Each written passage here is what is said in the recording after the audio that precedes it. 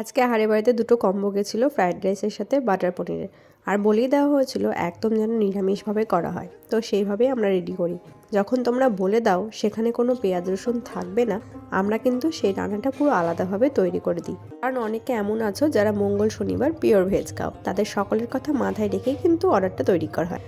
ওটা গেছিলো দিনের বেলা। রাত্রেবেলার দিকে পোলাও, চিকেন আর 1 প্লেট আলুর দমের অর্ডার ছিল। পোলাও আর চিকেনটা একটা কাস্টমার অর্ডার করেছিল, আলুর দমটা অর্ডার করেছিল অন্য একটা কাস্টমার। তোমরা অনেকেই জানো না আমি হচ্ছি বাই প্রফেশন মেকআপ আর্টিস্ট। তো যখন এই ফার্স্ট অর্ডারটা রেডি হচ্ছিল, আমি কিন্তু মেকআপের কাজে বাইরে ছিলাম। যতক্ষণে বাড়িতে এসেছি ততক্ষণে প্রায় সব রান্নাই হয়ে গেছে। Pulao, fried rice, chicken, mutton, chilli paneer, butter paneer, chilli chicken, আলুর দম, এগ কারি, চিকেন পপকর্ন, আরও অনেক কিছু। এর সাথে তোমরা প্রতিদিনের জন্য থালি পেয়ে যাবে, যেখানে তোমরা পেয়ে যাবে একদম ঘরোয়া স্বাদের মতো খাবার। তাই দেরি না করে ঝটপট করে আমাদের এখানে অর্ডার দিয়ে দাও।